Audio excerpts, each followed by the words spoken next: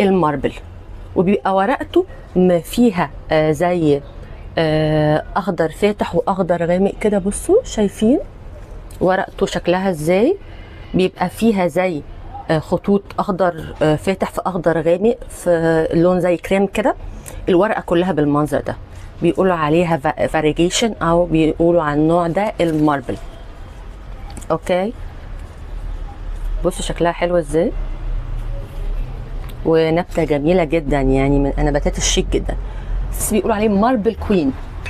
ده بقى بيبقى فيه البيج بتاعه اكتر. اوريكم كده، بصوا شايفين الورقه دي؟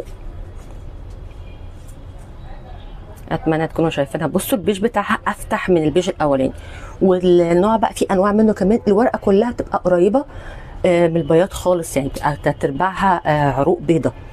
فده اسمه ماربل كوين، بيبقى